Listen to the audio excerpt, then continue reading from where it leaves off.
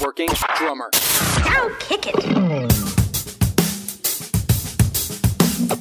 This is the Working Drummer Podcast, serving up perspectives, experiences, and stories from ground-level working pros. Advice, tips, and secrets on how to build a career in the music business. Hello, you are listening to the podcast Working Drummer. I am your host, Matthew Krause. Today, my guest will be Scot Corey. Scot is a freelance drummer and percussionist who's performed as an extra with the Nashville Symphony for over 10 years. Since 2000, he has served as an adjunct percussion faculty member at Trevecca Nazarene University. He is a founding member of the Matrix Percussion Trio, which has provided free educational concerts to over 26,000 students in the greater Nashville area. Scot's gigs range from percussion with the Nashville Symphony, Nashville String Machine, and the Nashville Chamber Orchestra. Scot is always very versed in ethnic percussion, as well as drum set to steel drum playing. As always, you can go to workingdrummer.net and find out more about this podcast and other podcasts. You can find us on Facebook, Twitter, Instagram. You can find us on iTunes, and you can subscribe to the podcast. A new podcast will be sent to your smart device. You can include a rating and a review of the podcast. This helps us grow. And as Zach has mentioned before in other podcasts, word of mouth is just as strong as any of these other social media outlets. So please tell your friends, neighbors, friends. We appreciate that. So let's get to it. Here is Scot Corey. If you can't have like a little, let's call it friendly banter, back and forth, what kind of like band relationship or musical relationship is going on if you can't have some of that stuff? To me, if you don't have that stuff, it comes off a little more sterile. Yeah. Even in a performance, it's like, I mean, everything technically, note-wise, man, the notes are great, but it's just like there's that little je ne sais quoi missing. What is it?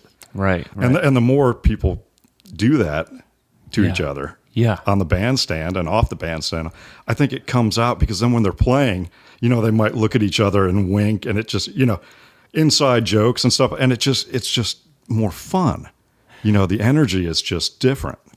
Totally, and that translates to the audience. Oh my gosh! Yeah. Even inside jokes, I used to think, well, we're not involving them, but I've done things where people said, "You guys look like you're having so much fun up there." Exactly, they notice it right away. Right.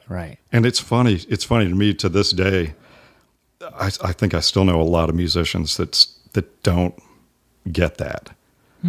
They think, I just have to go out and just play great, technically, whatever, and there it is. And they don't ever seem to totally connect to that aspect with the audience. And it's weird. And when I think about it sometimes too, sometimes those are some of the musicians that I think I hear complaining more about things, whether it be lack of work or they'd like to have a better gig or a this or that. And it's like, I think this is all sort of tied together. Yeah. And you're just not, if you would realize it, things would change. Right. Could you talk more about that? Only because one of the reasons why I wrote this down was, man, you always have such a positive vibe about you. Dude, thanks. And right back at you. Because I remember, let's see, I'm trying to remember. Were you already working at Forks when I started teaching there, or was I already teaching when you started? I was there for about 2 years, late 99 to 2001. Okay, so I think I had already been teaching maybe a couple of years. Okay. When you came, I tried to remember. I'm like, we were there at the same time. Yeah. But chicken and the egg, which one of us was there first? I know. But that's what I remembered tremendously about you was, because I loved everyone who worked there. But that's, again, that was one of the first things to me about you was like, man, this guy's just, he's positive. He's always smiling and just like, and to back up and talk about Nashville on the whole, not the fake smile, not the fake laugh. Not, it's like this guy. I hadn't learned it yet. Genuine. That's right. You were too new. No, but yeah, it's amazing how far I found that attitude seems to take you. And I don't think I know I didn't understand that fully when I first got into town. Because we'll probably end up skipping around here, but I did my grad work. I got my master's at Tennessee Tech over in Cookeville. Okay. And long story short, the teacher there at the time, Joe Rasmussen, had been the assistant principal percussionist in Nashville Symphony for, I think, a couple decades at that time. And also he had just taken a sabbatical before I got there, working on his doctorate in West African drumming and dance. Wow. And that was kind of my main decision to end up there in grad school, because I'm originally from up near Chicago. Junior high, Dad got a job down here in Nashville, and we moved to Franklin, which in 1981, the population of Franklin was like not even 11,000. Yeah. It was real small town, right? So the people I grew up, Franklin Junior High, Franklin High School, I grew up with a lot of salt of the earth kind of people because it was still a small town. And that's when I fell in love with this whole area. But I had a brother 6 years older than me who was at University of Illinois as a composition major, then a piano major. And he kept telling me about the department up there, and they've got a steel drum band, and they've got a great percussion ensemble. They got all this. So I ended up going up there for my undergrad. Yeah. But, and actually, it's funny, Tom Sywee, who's a huge pedagogue and also with Percussive Art Society, I think he kind of saved them at points and kept it really going to get to where it's at now. Tom, I had to sit down with Tom. I said, man, I've really loved my undergrad years here. I think I'd like to go ahead and do a master's. And the best thing anyone could have said to me, he said, well, are you planning on like staying around here to work? And I said, no, man, the plan's always been to go back to Nashville. I love the people. I love the place. Yeah. That's, I don't want to go to LA. I don't want to go to New York. I want to be in Nashville. I want to raise a family in Nashville. And he said, get out of here. He said, go get your master's down there. You're going to meet people. You're going to kind of work into the scene at the same time. Yeah. Best thing anyone could have ever done for me. So long story short, I ended up in Cookeville, not quite Nashville. Sure. But, my teacher is in the symphony. Yeah. He's also into West African stuff, which I had gotten big into sub-Saharan African music and stuff when I was in late high school and then through college. Okay. So I'm like, man, I dig this. Someone who's kind of in the tuxedo world and in the ethnomusicology world at the same time. It's like, I dig that because it's someone who's a lot more well-rounded than just someone who only does one thing. And that's because I think at a deep level, somehow I knew I wasn't going to end up just doing one thing, even though the whole thing that kind of spurred me to go to college in the first place was probably moving pictures. And I wanted to be the next Neil. And I'm like, looking, dating myself here, looking at the album, at the liner notes of an album, and it's listing all of his instruments. And I'm like, what are crowtails? I was too dumb to know. It's like crotales, man. I didn't know what what are orchestra bells? What's all this stuff that he's playing? Yeah. And all the iconic pictures when he used to have the chimes behind him, closer to the heart, everything, right? It's like, man, all that stuff just drove me. And I'm like, okay, if I don't even know how to pronounce these things, let alone what they are, I should probably go to college and get this stuff figured out. Because if I want to be Neil, I need to know. I need to know this stuff, right? Well, true. And that's what I was going to ask you was, well, first of all, I want to reinforce that point was you went to get your master's in an area where you eventually wanted to be and live and work. Yes. And that has paid off. Tremendously. Okay. Yeah. In fifth grade, you got to go pick an instrument and start learning that. And I wanted to be a trumpet player for some reason, just desperately. I don't know why, but I have no embouchure for trumpet. Right, and I would try it out, and she's like, man, I really don't think this is your instrument. Do you want to try? Yeah. And there were like 2 or 3 tables of instruments, violins and woodwinds and all. And I'm looking down the tables, and I see a pair of drumsticks at the end. I said, how about those? Yeah. And so she takes her little notes, from the aptitude test, and she goes, well, Well, you kind of did the worst on rhythm on your aptitude test.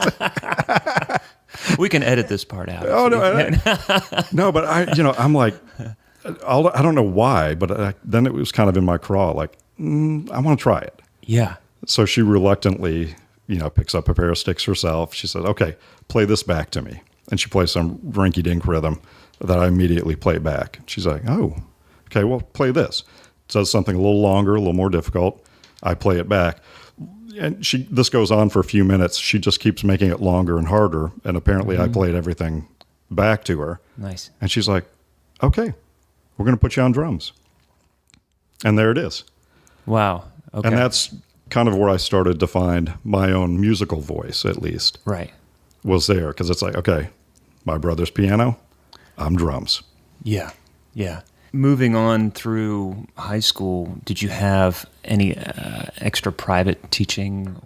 I did. Let's see. I don't think it was until high school, and I think at Franklin, the band, the marching band, the drum line, everything was very competitive back then. Because this was, anyone who knows it, the P. Wayne Simpson era at Franklin, where they were winning like national championships and stuff like that. Okay. I was kind of coming in at the tail end of that. I see. With P. Wayne Simpson. So yeah, everything got real competitive. And our drumline teacher at the time was a guy named Richard Suggs, who I think he was a student at Belmont, actually studying with Sam Bacco at Belmont. Interesting. And he was teaching in Franklin at Schuff's Music. Uh-huh. And so I was taking like snare drum lessons at first. Yeah. With him. And then I was able to convince Mom, let me get some drum set in here, even though my parents still had refused to buy me a drum set at this point. It's kind of that thing, well, we'll get it when you can prove to us. Yeah. That you're Sure. they don't want to blow the bread on. Right, sure. So yeah, it wasn't until Christmas of my sophomore year in high school, they finally broke down, went to Sears and got me the Max Win by Pearl kit. Yeah. But dude, I wore it out as soon as I got that. Man, I was getting big time into Rush and everything. So, just hours spent in the bedroom spinning vinyl and trying to keep it from skipping. Yes. While you're yeah. No, I totally understand. Yeah. Now you can get anything anywhere at the touch of a button in seconds. Yeah. And we didn't have that. You've got, like you said, you've got bits of it here, you've got bits of it there. So, and we had to search out. Yeah. Do you think that makes us more motivated, or at the time when you had to work for it, when you had to seek it out, when you found that nugget of information, it was gold. It was like mining absolutely gold. Was gold. Yeah. Yeah. Yeah. And I think I think it's been a game changer. The ease of access to everything. Yes. Just like a double-edged sword, man. I mean, there's some real positives to it. Right. But I think there are a lot of negatives, And as good as, dude, you can check out these little kid phenoms, if you will, on their YouTube channel for days. Yep. But it's so weird because I talk, a lot of my colleagues, we always come around to this. And it's educational colleagues and just player colleagues. We always get to the same thing. It's like, they're great. They're phenomenal. Yeah. Doing their own thing on their YouTube channel. Yeah. But you put them with a band and it's almost always a different story. Right. It's like, they can do it in their own bedroom, with the camera and everything right there. But you put them with other people where you really have to react and interact. And it's like, it ain't happening. Right. But they sounded so great on their YouTube channel. Yeah. Yeah. Well, it's funny because sometimes family or friends, they'll send me a link. Hey, check out this 6-year-old playing. Same here. Yep. Something. And, half the time I don't even click on it. Or I'll watch 2 seconds of it. I'm like, yeah, that's pretty awesome. That's pretty cool. But it's missing the point. Right. It's almost like, well, you must watch American Idol or you must do something. It's like, no, look, I live in a different reality. Exactly. Yeah. But people on the outside just sort of lump it all together. Yeah. as, oh, he must do some of this or at least be interested. Yeah. And it's like, sometimes it's hard to explain. Yeah, I really don't get into that at all. Yeah. Or, yeah. Well, and like we covered a little bit with Eddie, we were talking before, my interest goes as far as understanding the weight and the game changer that something like The Voice or American Idol can be in the industry, yes. or the access to information can be to young people, whether you're an educator or a performer, and how that affects the industry overall. Yeah. So, yeah, from a player, as a professional, you're like, okay, yeah, I'm not going to spend my time caring who's winning American Idol this season, but how does that affect the industry from a teaching standpoint, from a performance? Who's doing what? I don't know, just in all these different ways, or even from a retail standpoint, what are people gravitating towards? Oh, without a doubt, man. Yeah, it has tremendous effects across the board. Yeah. But yeah, I think, as an educator, I always have to try and temper that stuff, because I'll see, I've been teaching adjunct at Trevecca Nazarene University now for since 16 and a half years, going on 17, I think now. Wow. Which, that's gone by in a flash. But, to see a number of kids in their basically, right around 20s. Yes. Beginning to early 20s, seeing a number of generations of that now, you start to see the tremendous effect of especially like YouTube channels and stuff like that. I mean, they're always coming in saying, well, but I saw this guy do it like this on his YouTube video. Yeah. And it's so hard because it's like once they see something like that, they're immediately taking it like that's gospel.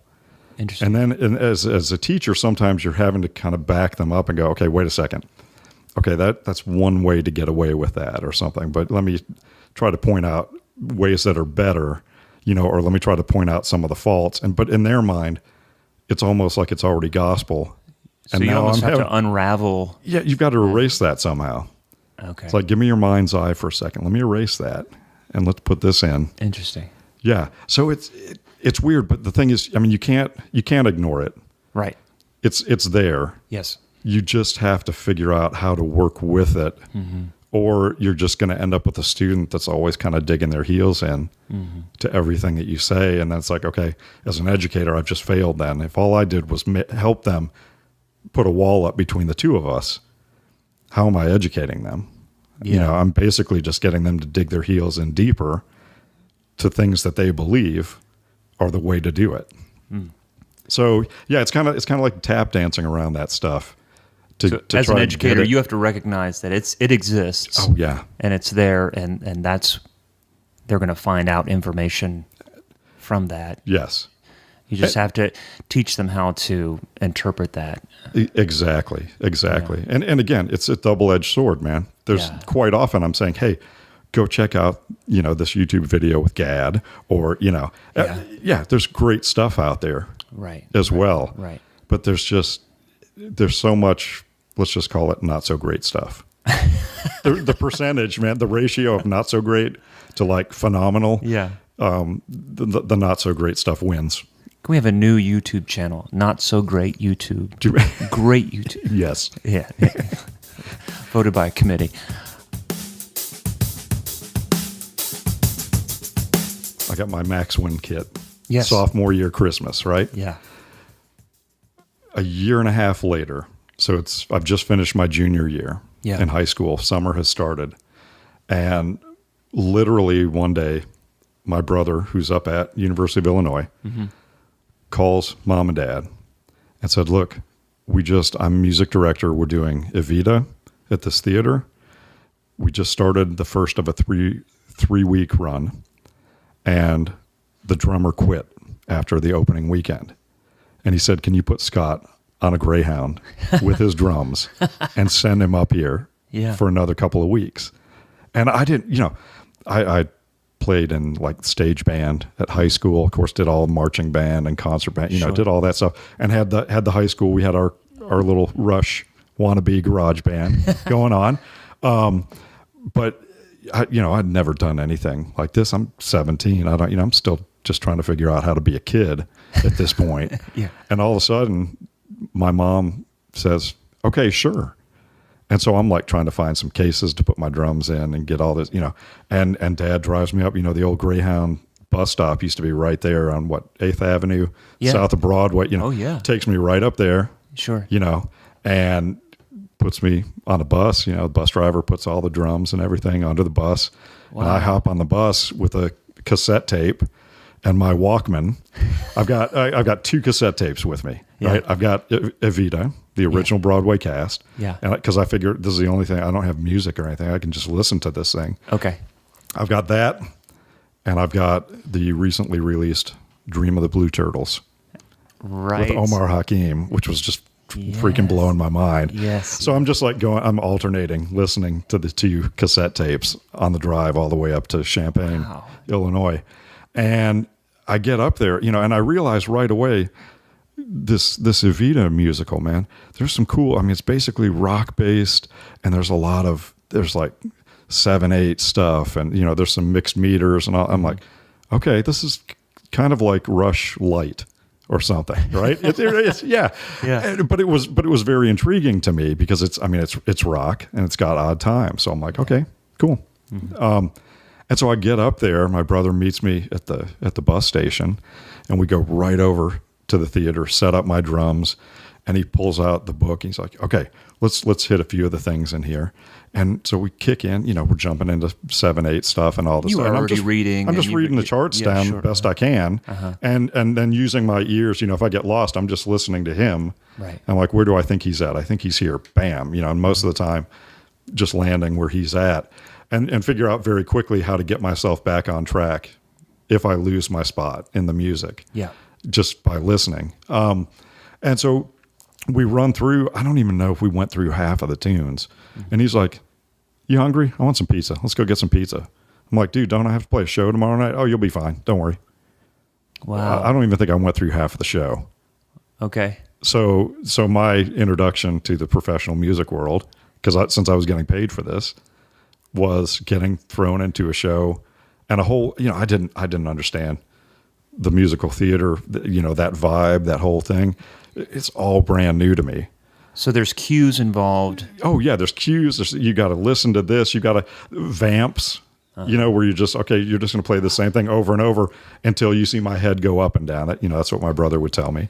Yeah. I'm like, okay. So he gave you some of those. So he gave me some ideas of what was happening, but we didn't run through half of the music. I'm quite sure. How did that first show go? So it actually went great, which for a 17-year-old boy on drums to all of a sudden have all the girls in the cast coming back like you're the savior or something for, Yikes. Their drummer had quit, man. They thought this was going to be garbage. Yeah. And to me, it was just, it was playing Rush Light and, and I was having a blast doing that. And my brother, we're smiling at each other, doing the brother thing, just having fun.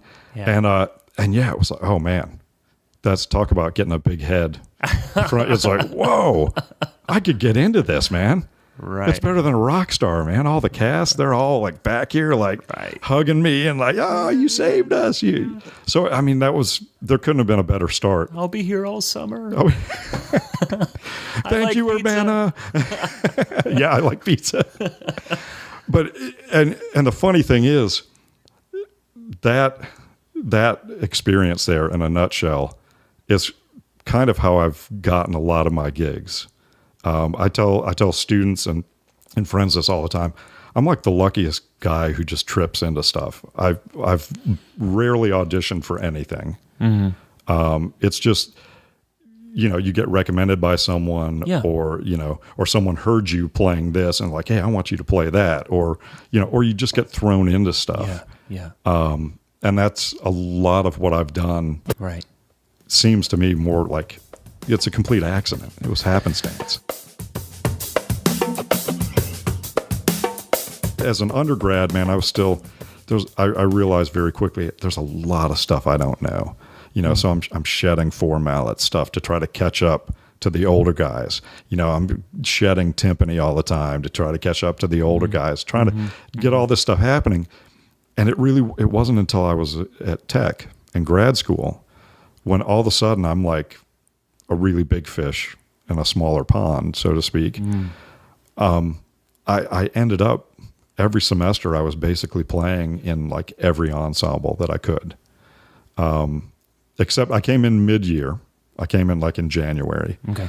And so the jazz band director didn't know me, didn't even know I played drum set. A lot of people, it's so funny, they knew a grad percussion student was coming in.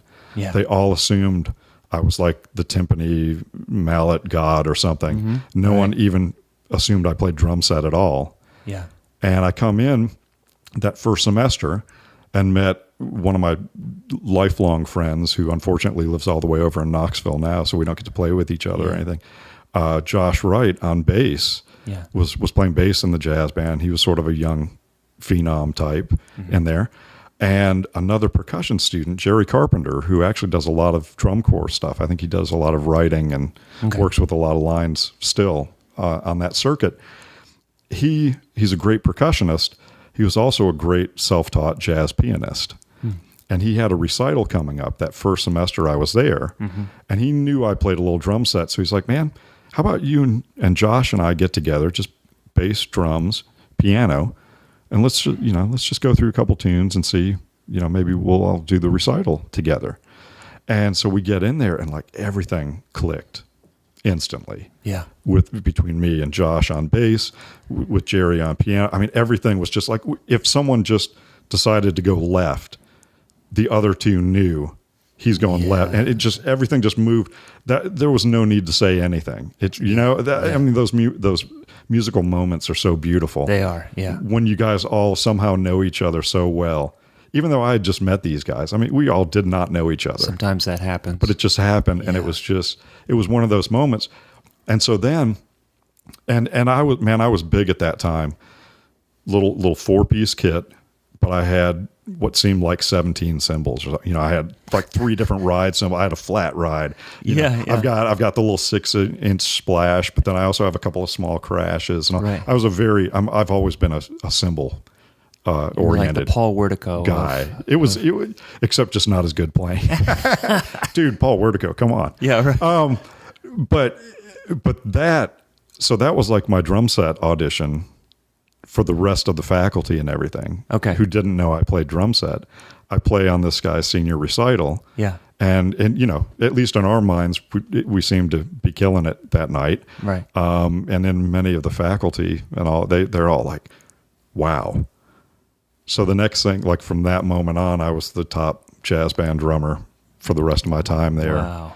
And the timpanist in the symphonic band, I played percussion, basically like principal percussion in the orchestra. And then my teacher played timpani, the West African drumming and dance.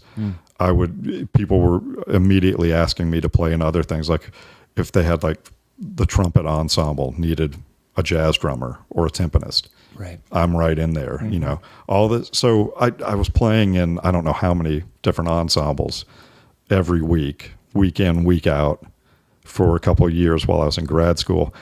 That was one of the best experiences of my life because it was literally, I was playing something all the time. Yeah. But it was always different, I'm on drum set here, I'm on timpani there. Yeah. Now I'm playing snare drum in the orchestra. Now I'm playing bells in percussion ensemble. I mean, it's just... It sounds amazing. Yeah, and it was just a lot of fun. And then I'd go up to Cumberland County Playhouse on the weekends, and I'd play shows, mainly on kit. Wow. Through the weekend. Yeah. And fortunately, my wife and I were married before we finished undergrad. Okay. And so that's another thing, the family aspect, which we got to get to, because man, that totally affects most everything that I do or try to do, because I mean, it's all one big package. It affected our interview today. Absolutely. No. Which, by the way, happy Father's Day from yesterday. Yeah. Thank you, man. Thank you. But yeah, it has to. Otherwise, I think you're going to screw one or the other up. Yes. Because because I know too many people that have, and there's that, and that's a whole other podcast probably right there. It's just family and. It is, but I mean, this is a big part of I think that needs to be discussed because we fall into music because it's something clicks in us and we develop a passion for it, and it's a lifestyle. It's not just work. It's just it's an identity. It's who you are, and having a relationship, developing relationship with people and having a family, that's as much of who you are and identity as anything else, Absolutely it is. So I think there's a lot of parallels, and to balance the two I think it can be done. Yes. And it can, but balance is the key. So you got married relatively young. Yeah. So you were in the thick of it. It was like right around our senior year at Illinois. Mm-hmm. And we had dated for a few years. I met her. I met my future wife at that point, like my second semester in college. Mm-hmm. And dating got very serious. And I knew, again, talk about the little voice, I knew this was going to be an important part of my life. Yeah. And I think early on I knew this is who I want to be spending it with. Yeah. But I also kind of, for lack of a better word, had to kind of test her. I said, she had grown up in East Peoria, Illinois. Uh-huh. Her mom still lives in the same house, where she was born and raised. I mean, she's a homebody as far as that's her one and only place, right? And now all of a sudden the guy she's dating seriously in college says, by the way, I'm moving to Nashville. Yeah. I'm going to be a musician in Nashville. And that's, there's really no debate or anything. Yeah. I'm just putting it out here. Mm-hmm. And as far as I could tell, maybe she's hidden something from me all these years, but as far as I could tell, it may have taken a little bit for her to kind of totally grasp that. Yeah. But I think once she did, it was like, okay, all in. And what did she do? What was her she, area of study interest? She is an accountant. Okay. Way smarter than me, which, especially if you see like George Lawrence posts and Nashville drummers and stuff, it's like, marry an accountant, George, you're spot on, man. And that's what I did. I found someone smarter than me that, me too, man. Me too.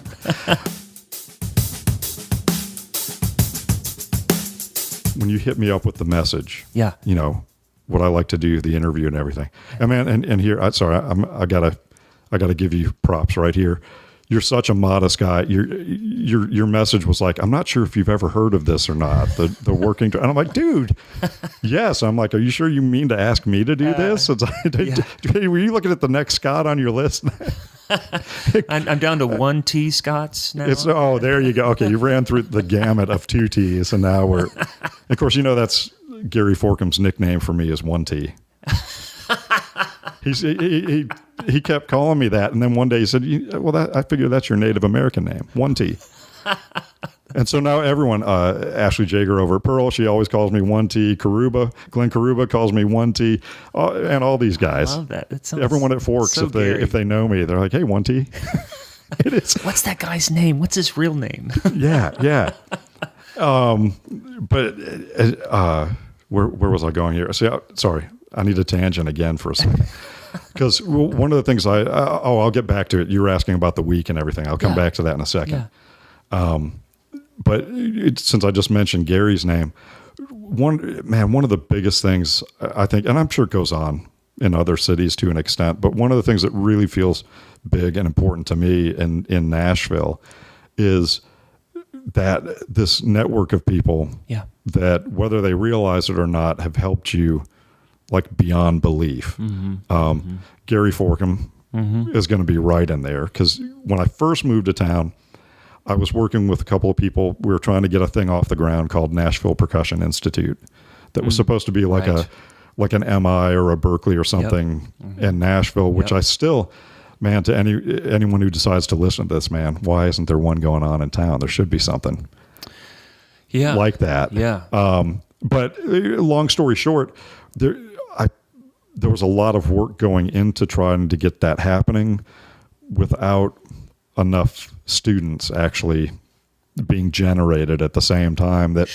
Whereas it was a great experience for me. It was good to do it while my wife and I were early into our marriage. And, that whole period before kids was a great time to try different things that I had a passion for, but maybe didn't have the financial rewards sitting right in front of me at the moment. Sure. Right? It's like, this is the time to risk stuff, is right now. Of course. Right. Yeah. And that's been a topic for sure. Like when you can afford to take some of these chances, do it. Yes. Yeah. And so I was doing it, man. An opportunity was presented. I jumped in, and after a few years, it just wasn't working out for what I needed.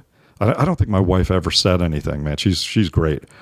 But I think I was starting to feel like, okay, can I justify not having enough students compared to all the time I'm putting in? Can I justify that to right now? My family is my wife, right? Can I? And the answer at a certain point was no, I can't. And so I had to just then up and leave. There's a lot of time invested in this, but you also have to know it's like the gambler. You got to know when to walk away, know when to run, man. Exactly. Know when to hold them, know when to fold them.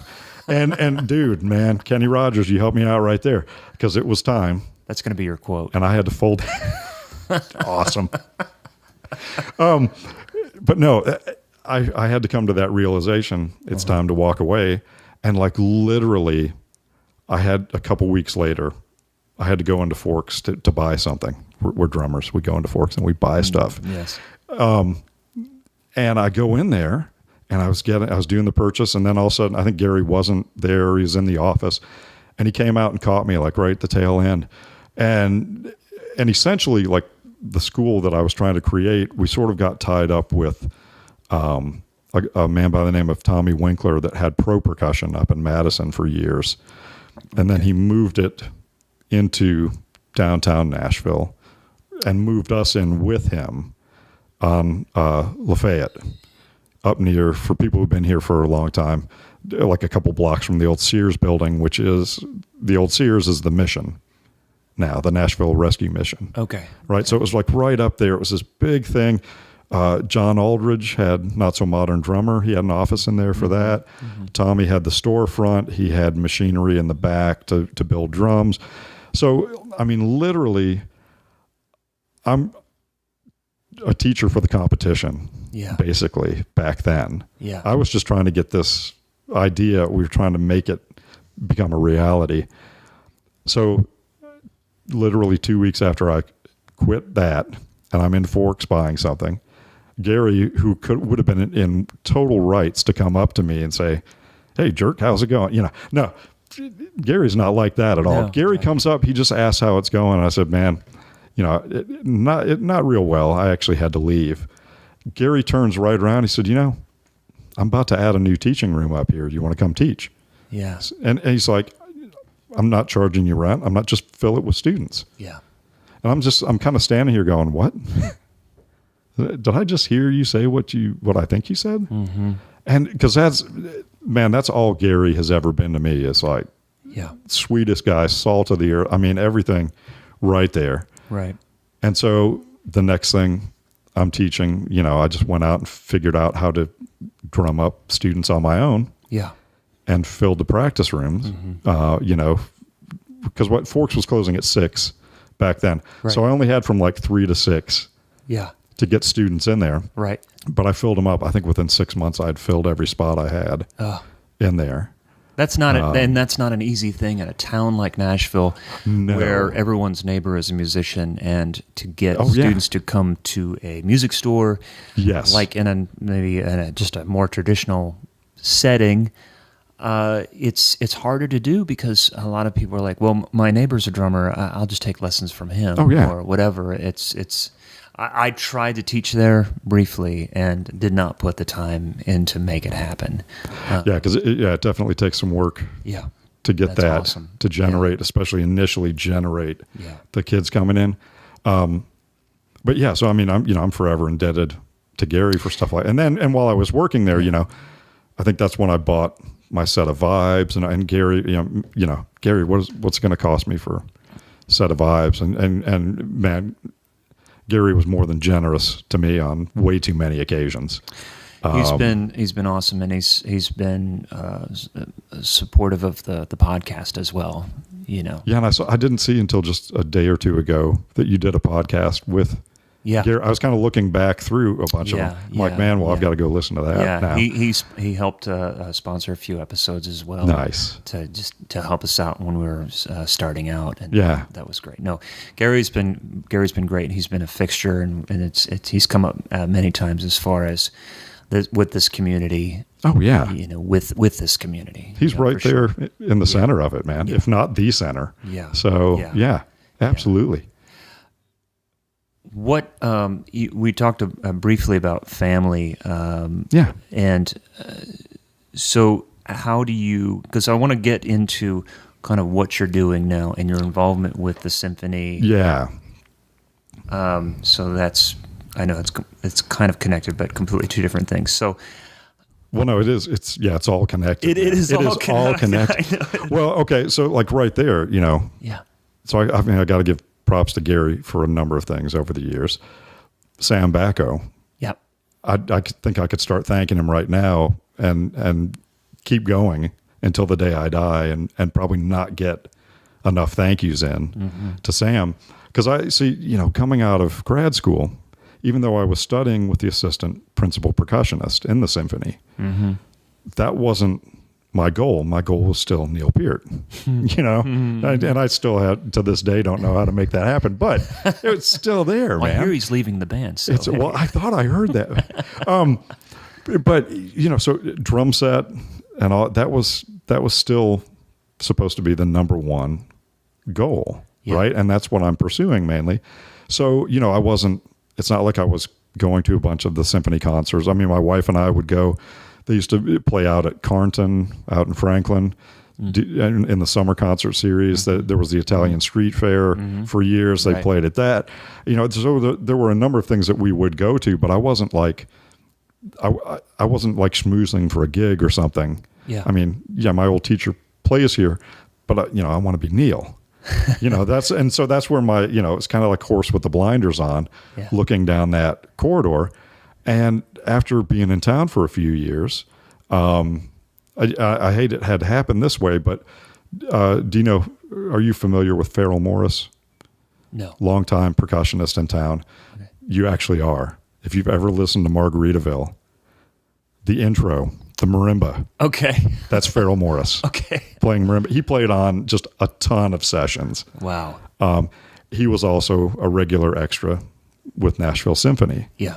Until this time, I think he had some hand injury problems or something, and had to kind of bow out of that. And from what I've been told, that's when I got the call. I see. To try out as an extra. Okay. So it wasn't an audition. It was, I think this was late '99. All right. And actually, the first thing I did was playing for the ballet for Swan Lake. And for some reason, Bill Wiggins, the timpanist, was out of town, and Sam Bacco was also out of town. Yeah. And so my teacher was the principal percussionist, basically. Yeah. And he was playing timpani. Yeah. And so then I was hired in to play mainly snare drum and this kind of tricky castanet part in there. And man, all right, talk about how you need to learn on your feet as quickly as possible. Yeah. I was raised in such a marching / concert band environment. A downbeat, the listeners can't see this, but when the conductor's hand or baton comes down, yes, it's called a downbeat because it hits the bottom of that. Right. And that's when those conductors want the sound. In a concert band setting. In a concert or marching setting. It's like when it comes down, yes, before it starts to go back up, that's the downbeat. That's the ictus, where it changes. That's where you have to hit, right? In most every orchestra, yes, it comes down and hits, yes, and it's maybe halfway back up Yes. before the downbeat. Yes. So you're catching it somewhere on the way back up. If you hit right when that baton is at the bottom, It's too early. you're way early. Interesting. And you're a sore thumb, man. And that's what I was in those first couple rehearsals. On snare drum, it's like, oh, I can just sneak in with the snare drum, right? Bap. There it is, right? There's no sneaking in, man. Yeah. It's right there. And so I very quickly had to figure out how to take a deep breath every time I saw the big one coming down. Yeah. Take a breath, wait, Yeah. and listen. Where's the rest of the orchestra? They've been doing this for a while. They know what they're doing. Right. They're not supposed to change to me. I've got to figure. They already have a good thing going. Yeah. I've got to figure out how to get on those tracks with them. And that was a lot of on your feet. And this was your first time experiencing that with Swan Lake? Yeah, with Nashville Symphony. Okay. Playing for the ballet. Okay.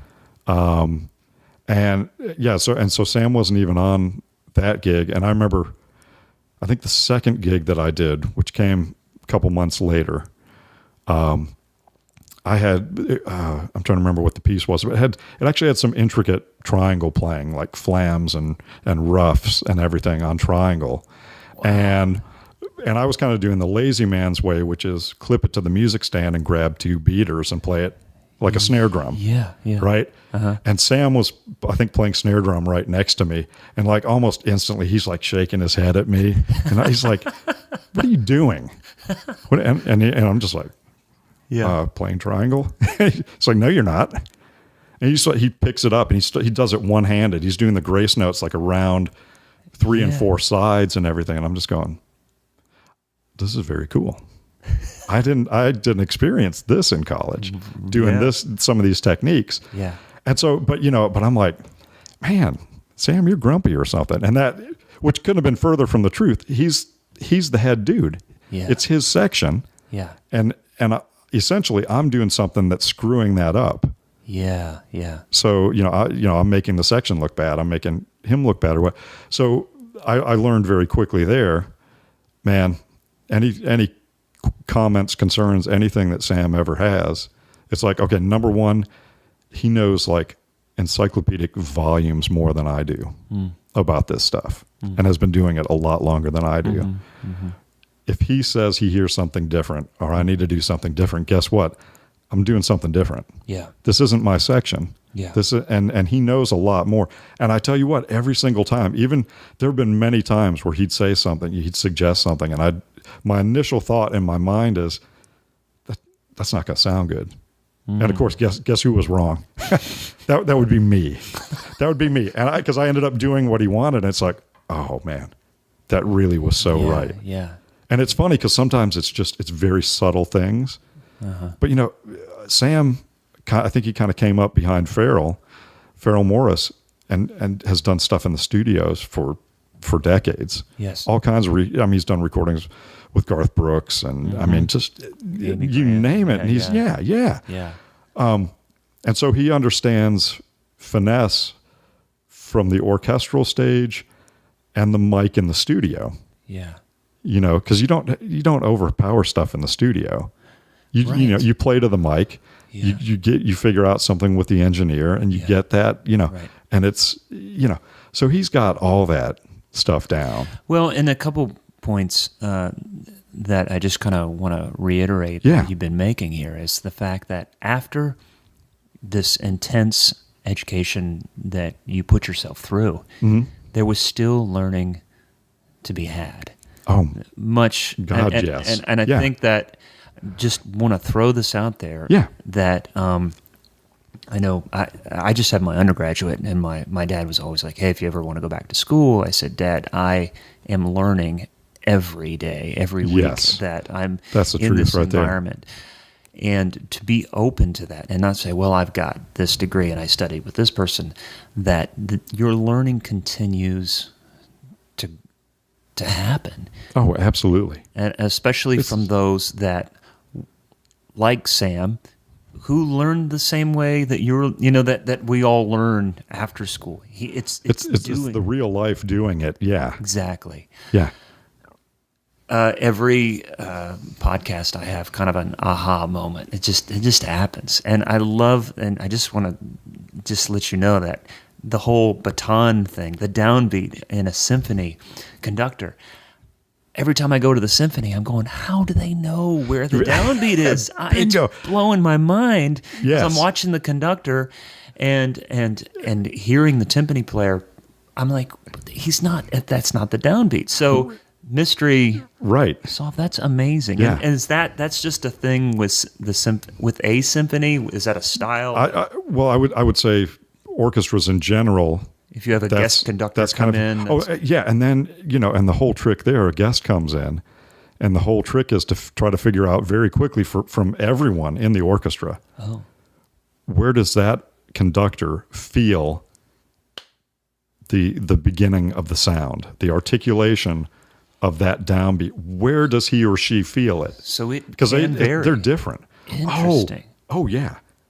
I mean, there have been times where you see the baton come down to the bottom, and it's going up and it's going up, and you're like, oh my God, you can't go any higher, and that's where they want the downbeat. It's like way up here. Is there ever discussion? And it's just kind of an understood, and everyone figures it out, and then passes the word. I've got it. It's telepathy, man. It's all like spread the word. No, but and that's what amazes me. Every time I play with the orchestra, a lot of people, I think, in an orchestral setting use some kind of similar reference. It's breathing with the rest of the orchestra. Mm-hmm. You learn, even playing percussion, I have to learn how to breathe. Yes, like the wind players and the brass player, and sometimes I literally inhale before getting to one of those downbeats, because it just helps me react more like they are, even though I'm not putting wind through the instrument. So your work with the symphony wasn't necessarily an audition, was it? No, I think the audition was being hired those first few times. Yeah. And how do I do it? And looking back, I don't think I was as cognizant in the moment. But I think also the camaraderie amongst the players, because I was just talking, I think, to Chris Brooks last week about this. I said, man, after I'd played with the symphony maybe the first 6 or 8 months, a gig here, a gig there, and I'd started to work with all of the regular extras. I was looking at it one day. I'm like, how do we all fit together? I don't get. I mean, we're very different in many ways. Yeah. And then as it continued on, my employment continued on, and I would think about it more, and all of a sudden it was like one of those epiphanal moments. It's like, Sam Bacco, man, you're like the chemist, with all it's like, how do those chemicals go together? Ask the chemist. He knows. And he knew that in advance, and that's why he's put this section together. Yeah. Even going down who's going to play as an extra is because he's already figured all this stuff out, from your strengths and weaknesses as a player on all the various instruments, to the personality, to the way you're going to fit in on this. He's got it all down. Yeah. And that was a game changer right there, to realize I was thinking on a very shallow level. How do these personalities fit together or whatever? Sam was thinking about everything. Personality and player. And playing on every individual instrument, and how all of that's going to come together. And and work ethic, and who's coming in totally prepared, who's and how can they read if it's got to be spur of the moment. And I mean, he's got all that in there. So how do you balance that stuff? How do you maintain a jack of all trades and master of all these things? Man, I don't know if I can give a succinct answer to that, but I mean, all right, well, thank you so much for your time. No, it's kind of like you just do it. Yeah. There's certain things that have to be done for any gig, It doesn't matter if you say it's, oh, well, that's just a basic country gig or that. No, there's homework that has to go in to everything that you do. Yeah. And if you don't, it's like it's anybody in any situation. If you don't do the homework you need to do, it's not going to end well. Yeah. It's, and so for me. So taking it seriously. Yeah. Situation. Yeah, absolutely. Mm-hmm. So I've got to look at stuff in advance. Well, okay. So backing up to what I do kind of on a regular basis, I told you I'd get back to this, like what's your week like? Okay. So that Sunday morning when you sent me the message, yes, we were just finishing church rehearsal, and then I played drum sets, just one. Wow, you are Neil man. I thought you had one extra arm than I remember. But no, so I do that at a church over in Mount Juliet every week, doing 2 church services on drum set. So when I got that message from you that morning, let's see, the crazy week leading up to that was like I had done a freelance gig the weekend before at First Baptist Church, which was literally like get an email, hey, contract orchestra, First Baptist, here's the rehearsal time, here's the performance time, can you do it? Sure. Yeah. And somewhere, a couple days out, there's an equipment list, so we get an idea of what instruments we're going to be playing on. But we don't see any music till we show up to rehearsal. So it's all sight reading. Wow. And trying to figure out, like, before rehearsal starts, I'm going to play this. Can you cover this? Okay, but here, can you cover this so I can grab this part? So we're doing all this instant navigation and penciling in, sure. Name, who's playing what, and all this. So there was that. And in fact, right after that service ended at about 7:30 that Saturday night, and I drove right out to my old alma mater, Franklin High School, to play steel drums.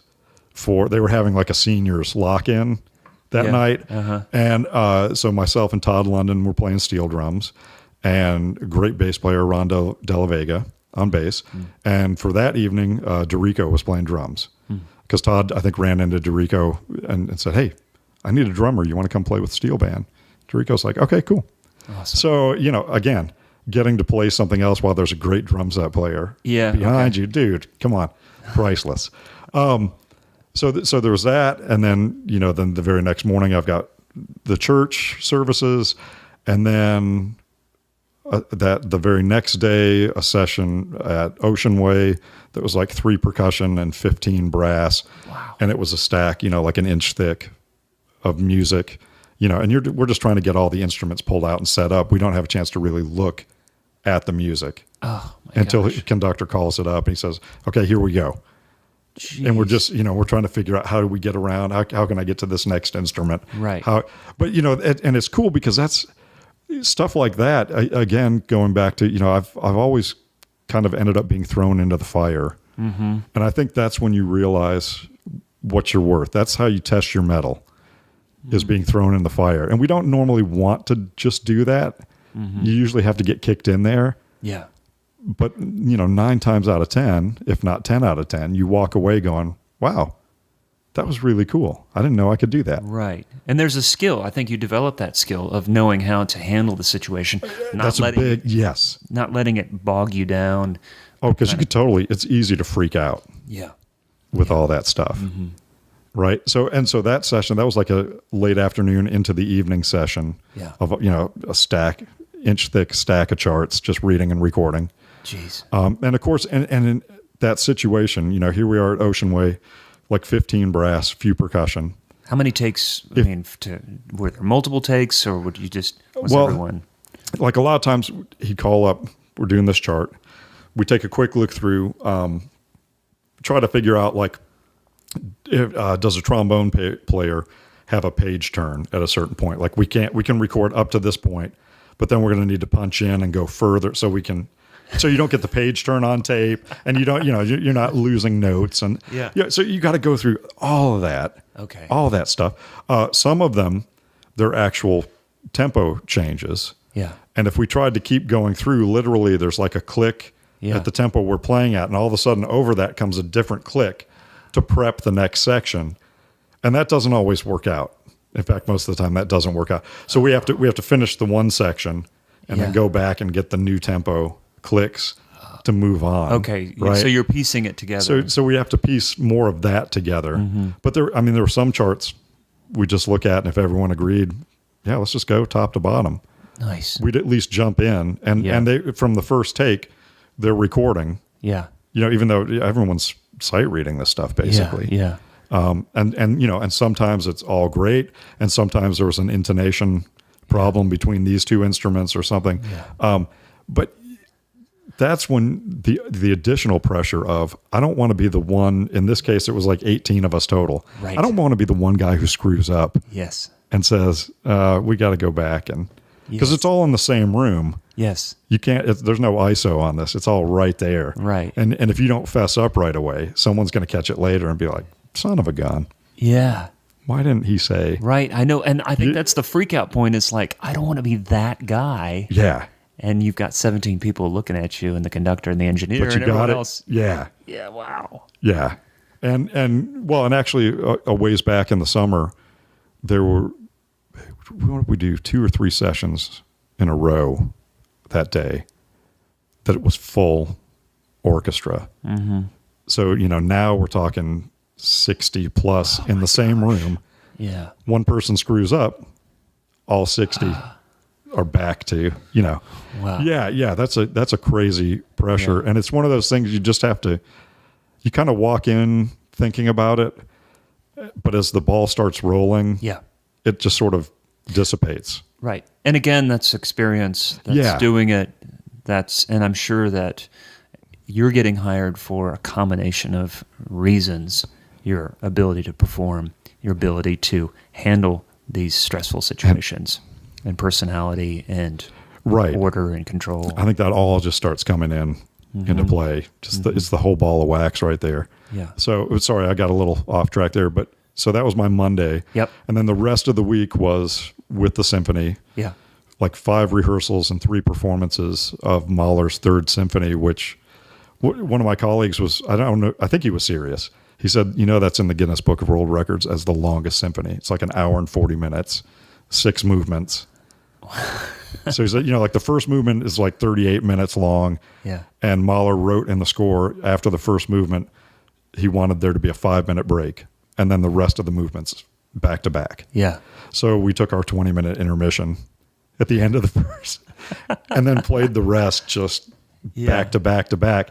And that one, I'm trying to remember what all I was playing. Chris Norton and I had to run off stage at one point and do offstage field drums.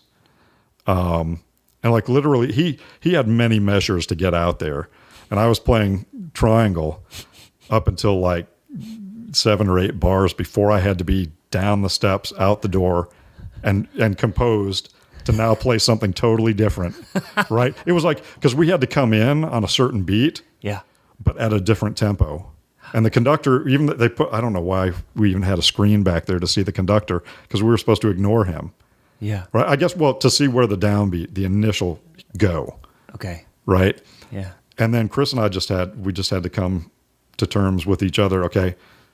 I think we both know where the tempo is. Yeah. And now we just need to breathe together and play together as one until we get to the end of that. And then as soon as I got to the end, I had to run back out on stage and double the crash cymbals with Dave on the next huge entrance, like a few measures later. Yeah. And so the long and short of it is, it was a very stressful week as far as just needing to be uber focused on everything. And I had to do a lot of preparation, listening to that symphony, checking out my parts, really getting a good ear for what was going on in other parts of the orchestra, so that, if you lose your place or if you know where you're at, pretty much.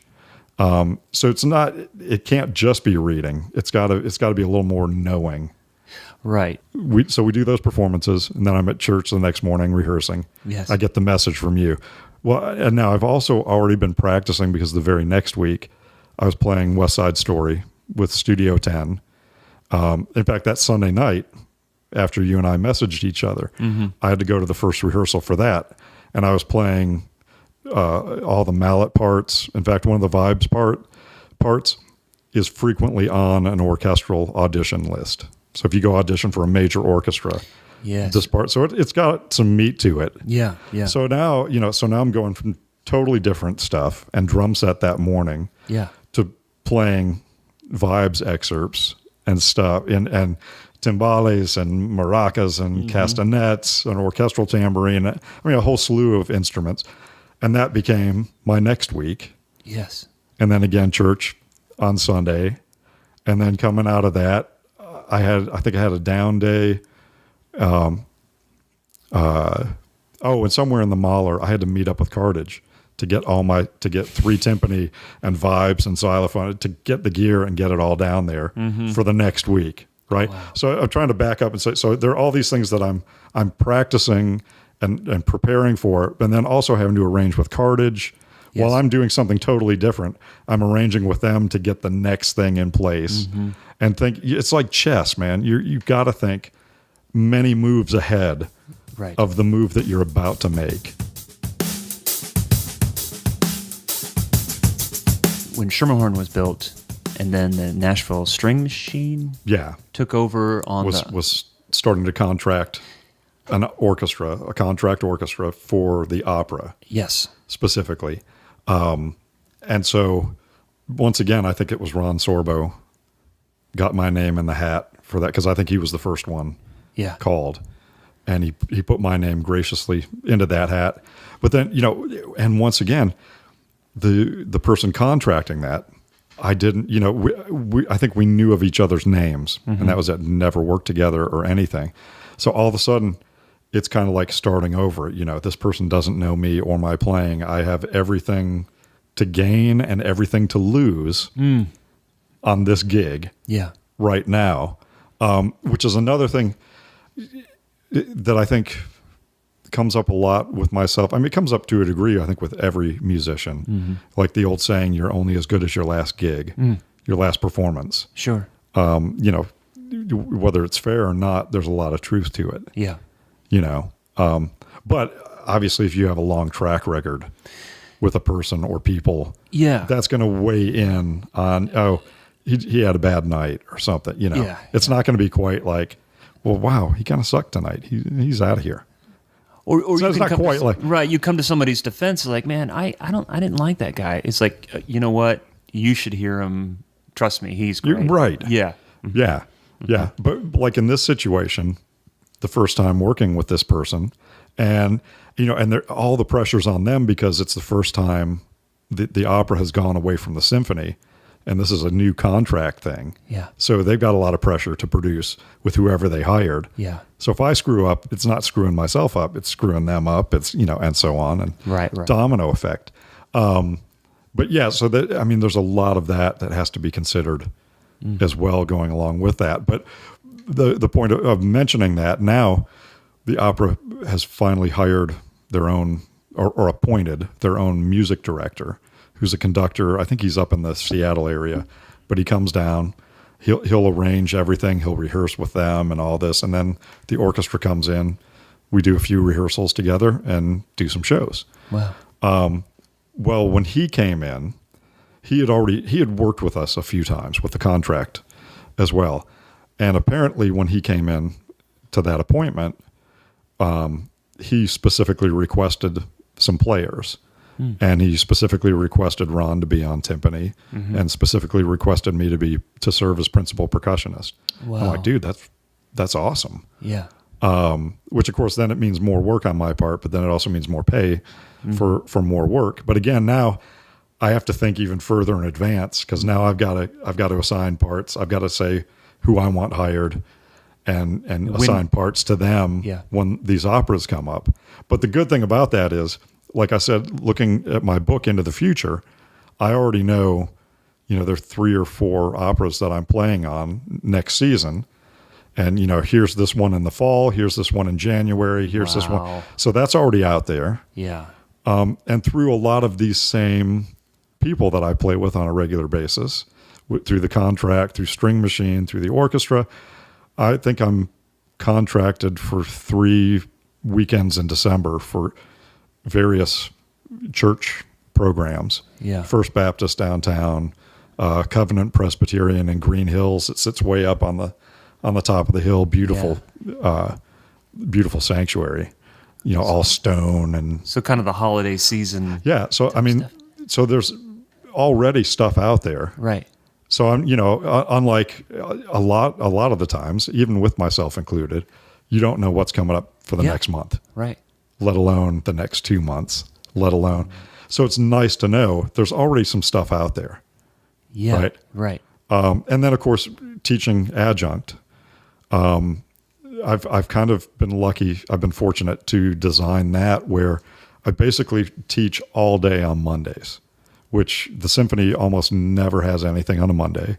Okay. The Monday isn't always like a hopping day in studios, usually later in the week. And so it gets very taxing because like the last few years, my Monday has basically been, I teach drum set and percussion lessons and have a percussion ensemble and occasionally a percussion methods class, teaching brass players how to play percussion, right?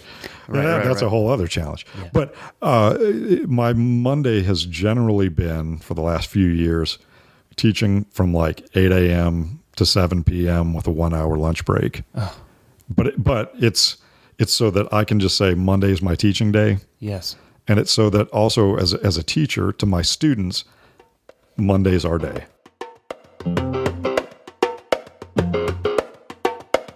One thing I hate is when people are pushing you to hire them. Can you get me hired on this? Can you get, so that, I mean, that's one thing I've tried really hard to never even approach is making someone feel like I'm basically asking them for a gig. Like, can you hire me on this thing? Got any sessions coming up? Got any? That's the last thing I want to do because again, man, I think the personality, that whole thing just plays so heavily into it. Right. That you get written off very quickly if you ask too much or if you're too pushy. And that, so I just letting your work speak for itself. Yes. Personality. I try to just step back and not mess with any of that, which, for me, I feel that's worked very well. Yeah. Everyone has their own situation. Sure. What I do is not necessarily exactly what someone else should do by any stretch of the imagination. But for me, it's worked out very well. I think that's worked out better than.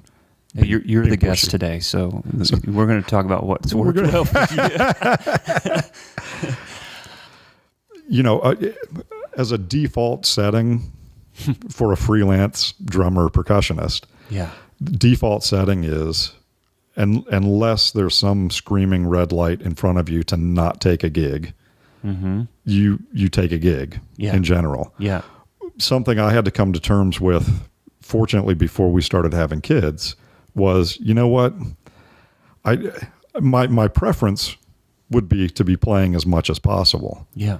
But you have to, if you don't think about anything else, than just the playing part of it, you can really, I think, screw up your life by feeling the need to always have to do this and do that. Well, the more you do, the more sucky situations you're going to end up playing in, whether you like it or not. Yeah. And early on, when I started to find myself in some of those situations, I'm like, there's a real easy solution. And that's if a red flag is coming up at all, you don't take the gig. And if you feel like saying no is going to cost you somehow down the road, just invent a convenient, polite reason why, oh no, I'm out of town that weekend. Yeah. You don't have to start going into some in-depth lie or something, but just, to try to not be rude to someone, I would rather say I'm out of town that weekend. You're almost saying that, if you're concerned about saying no is going to affect you negatively, sometimes saying yes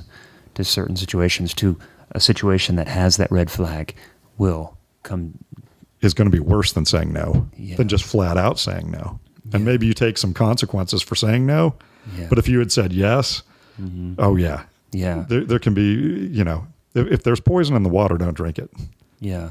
And that could be different for every person. Absolutely. Yeah. But like, let's see, who's the drummer? Steve Grossman has a book, Why I Failed in the Music Business and What You Should Do. I'm going to sorry, Steve, I'll totally screw this up. But, basically what to not do, right, to follow in his footsteps. Yeah. But, he talked in the book, at one point he talks about crabs in a bucket. And I love, if you've never heard the story, if you're on the beach trying to catch crabs, Yeah. if you have an empty bucket and you put one in, the first thing it's going to do is try to climb out of the bucket. Yeah. As soon as you get 2 or 3 in there, one tries to climb up and the others pull it back down. They drag you back into the bucket so you can't get out. Yeah. And that's what he was talking about, like some of his life on the road. Yeah. It was like everyone on the bus, you know, night after night, just complaining about what they don't have or why. I think he specifically said, you know, there was a big thing about everyone complaining about why is Achy Breaky Heart the top. It's like, what a stupid song. What a this, what, you know, and like in hindsight, he's going, well, someone made a lot of money off that. Yeah. Someone made a career off that. Someone, you know, there's a lot of good things Right. that came out of it. No, But it's all the crabs in the bucket are just pulling you back in. And I realized, you know, I went through a lot of that in my early years in town. Yeah. And I had to figure out that I was actually caught up in that. Yes. And get myself out of it, which then led me to these situations. If I see some of those red flags coming up, dude, don't be a crab in the bucket. You know, what is it? The textbook definition of insanity is doing the same thing over and over, expecting different results. Yes. Right? Yes. So if you see one of those, if you see it coming, you got a choice. And one of the things I really liked with Steve's book was, you know, if you're not thinking about that, if you're not thinking about what you want in the future, you know, then it's being chosen for you. Right? Yeah, there's only so much we can control, but if you have a fixed point, this is, at least that's the direction. You know, between here and there's wiggle room, right? But if you're basically headed towards that fixed point, more often than not, you're going to be happy, I think, because you're doing more or less what you want to do, getting paid more or less what you feel is fair, and not, you know. I think people are going to be like, oh, that's a great idea. You know, just cool to be able to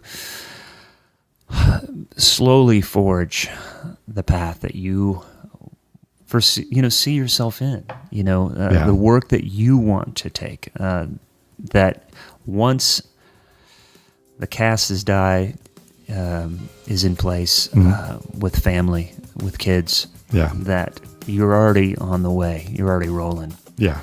Because it's hard to deviate. It's a challenge, man, for sure. Yeah. But it's a welcome challenge. Yeah. Well, and like I said, with lots of these interviews, with everything that's going on, to take the time to sit down and talk to me is awesome. Man. Yeah. Absolutely. I appreciate it. Yeah. Scott. Because I'm slammed the rest of the week, fortunately. What do they call you? 1T? 1T. 1T. Yeah. Thanks, man. Appreciate it. Hey, thanks for having me, and keep these coming. Awesome. That was my conversation with Scott. One of the things that we addressed very lightly was attitude. The thing about Scott that I've known as long as I've known him, for the last 16 years, is he's always a bright, kind, and very open individual. And it's just always a treat to see him out and about. And I think that we did not put enough emphasis on attitude being an important part of finding work and keeping work. And Scott is just a perfect example of that type of individual. I really enjoyed getting to know him a little bit more, and I hope you guys enjoyed it as much as I did, learning just his passion and his zeal for percussion and all things drums and ethnic percussion, and his ability to maintain a strong, active career while raising a family. My thanks always to Mike Jackson for his technical help. Stay tuned next week for Zach Albeda's interview. Please, once again, interact with us on Twitter, Instagram, #WorkingDrummer. We'll find you and repost anything that you have, pictures, videos. It's been really fun to kind of share a lot of the stuff that everybody out there is doing on our Facebook and Twitter accounts. So again, thanks for everyone's support. Thanks for listening, and I hope to see you around. Bye-bye.